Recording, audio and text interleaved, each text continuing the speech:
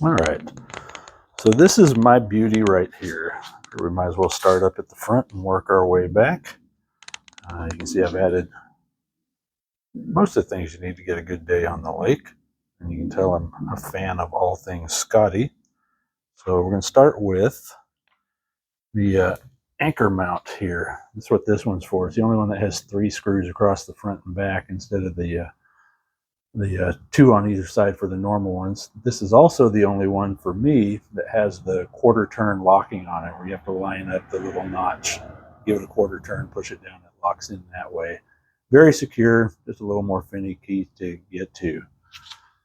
So the next thing I've done up front here is I added this little kayak handle. Makes it a lot easier to pull around the get it into the lake, in and out of the back of the truck, things of that nature. It's pretty handy, very secure, helps out a lot. This I just put on the other day is going to be my phone / camera mount. Again, it's got the little Scotty lock down here, got the little push button right there. Just push in, lift out, everything comes out there. This little mount is pretty handy. As you can see, just phone clips in there. It's adjustable. This will also work for a camera. This just threads right off here. Yeah, standard camera mount would go on there if I ever decide to switch it out to a camera. Right now, I think I'm good with my phone. I'm moving on down. For these rod holders, again, got the quick release Scotty mount on there for the lock. I did have to add these extensions on to get it to clear the gunnel. A little bit of flex in there, but very solid with the rods in it. Not concerned at all about those. Having a good time with them. Come down to the downrigger. This is the Scotty Lake Troll. Got a locking mount on that back there. Just lifts out, pivots around. 4-pound downrigger ball on there. Seems to be plenty for me. It's all manual, no depth counter, but the reels I have a line counter on that, so it tells me where I need to be. The one thing I did with those is switch out the steel downrigger cable for the braided line. The steel makes a bit of a humming noise and can be annoying.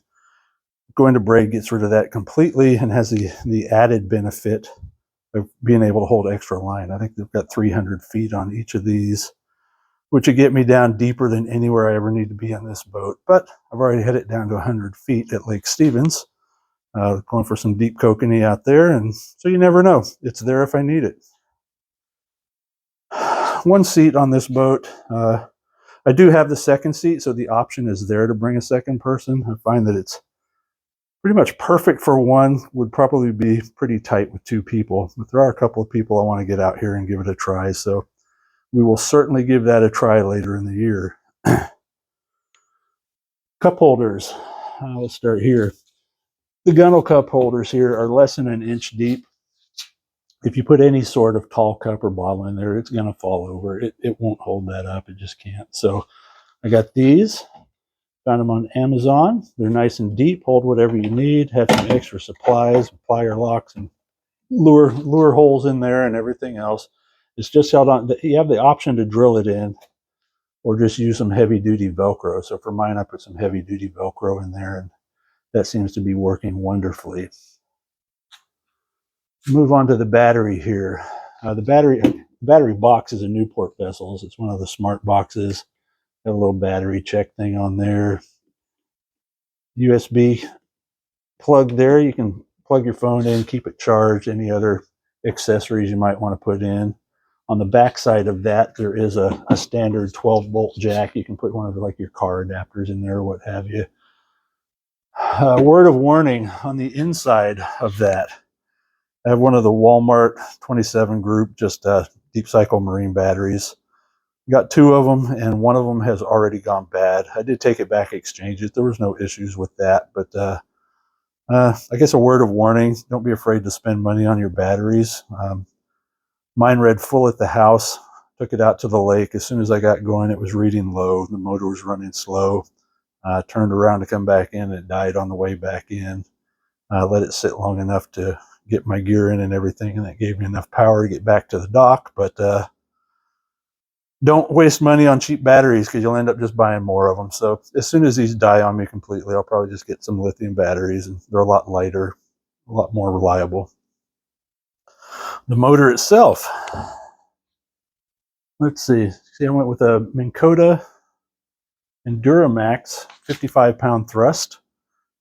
Again, I started out with the Newport Vessels motor, 55-pound thrust for them. And first time I took it out, one of the forward speeds wasn't working.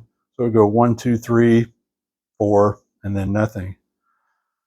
So it wasn't that bad. And I figured, well, maybe I'll make do. And then I thought, no, everything here is new. So I took it back, returned that, got the Minn Kota, and just love the Minn Kota. The Enduramax, instead of the 1 through 5 forward, it's more incremental. It's done on percentages, so you can really fine tune your speed. And it's supposed to preserve the battery a lot more. So anyway, that's the motor. Love it, having a great time with it. Brings us around to the transducer mount. A lot of people are using this Scotty Kayak transducer mount. And I saw it on a couple of different videos. Seems to work great. Works great for me. Again, got the locking Scotty mount on here. The kayak mount just pops down in there, locks in. It's 100% secure. I don't feel worried at all about having that down there.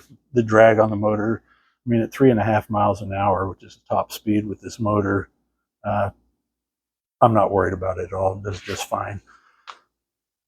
This is a box that I keep my little lithium battery in there that I use just strictly for my fish finder, depth finder. It's a 12 amp hour battery on this thing. It'll probably last a couple of days without a charge. I just charge it every time I come back in. Moving around to my Humminbird. Love this fish finder. It's got the GPS and everything on it, so it does have some base maps. I started out again with the Garmin, the Striker Clearview 5, and got it out on the lake, and it didn't have any base maps. It just had the option to create a map. The only way to do that is to kind of crisscross and go back and forth across the lake until you have enough covered that it's usable. And for any larger lake, I mean, that would just take forever. And even for smaller lakes, you have to start over every time you go to a new lake. So switch that out. Got the Humminbird. Love it. No regrets there. So then we start repeating as we come back around. Got the next downrigger here, another downrigger ball. Switched out the cable on that one too. Around to the rod holders here, and just does what it's supposed to do. Works wonderfully. Another cup holder if I have someone up front with me, that give them somewhere to keep their stuff too. And yeah, that's it. That's what I take fishing with me. I got room for a tackle box and a couple of rods and lunchbox if I want one, and does everything I need it to do. So anyhow, oh, sorry, that's a little dark. That is my Pond Prowler 10. What should I mention? Registration. I did not get this boat registered, and the reason for that is in Washington State, where I live, if your boat is under 16 feet with less than a 10 horsepower motor, you don't have to get it registered unless you plan on going federally navigable waterways. Around me, that's some of the larger lakes, Lake Washington, Lake Sammamish, Lake Union, Lake Roosevelt, most of the rivers and all of that I would not be able to go on. I live between Lake Stevens and Lake Cassidy, and there are just a ton of lakes around me that I can fish without registering the boat. I am most likely going to get the boat registered anyway, just to give me the option to go where I want to go whenever I want to go there. I know Lake Sammamish has just a wonderful cutthroat trout fishery that's close in, wouldn't have any trouble getting to, and beautiful fish. So eventually I'll get that done, I'm sure. The only other thing I can think of I've seen a lot of people do that I probably won't do is put a gas motor on this. I don't see the need. I mean, 3.5 miles an hour with an electric motor is pretty slow. It takes a while to get where you're going, but for the smaller lakes and what have you, it does just fine. So I don't think I'll ever end up putting a gas motor on this thing, but this Minn Kota does just nicely. Other than that, I'm having a great time with this boat. I would highly recommend it to anybody. I don't think you can go wrong with it. Meets all my needs. Like I say, fits in the back of my truck. Can load it by myself, unload it by myself, launch by myself. Don't need a trailer to do it. Stores in my garage. Just a great little boat. Highly recommended. Plans for the boat are kind of get out wherever I can in it. Like I said, I told you I live in Snohomish County. Try and get to as many lakes there as I can. If you guys have anywhere you'd like me to go fish in some of your home waters, maybe let me know. Type of fishing I do in this boat is mostly trout, kokanee, maybe some perch. Other than that, sorry, bass guys, I'm not really set up for bass. I have a lot of saltwater gear, did halibut, salmon, bottom fish out in the saltwater a lot, so I'm geared up for that. I have all the stuff I need for the trout and kokanee and bottom fish in the lakes, but not much for bass. If you're super interested, let me know. I can start gearing up for that also. One of the thoughts I did have is later in the year, maybe in the spring, if some of you other guys with kayaks and small boats, we could maybe do little meetups and catch and cooks and meet and greets and things of that nature. This sounds like a good time. I'm trying to have as much fun with this boat as I can, and hope I can bring you guys along with me. Thanks for watching.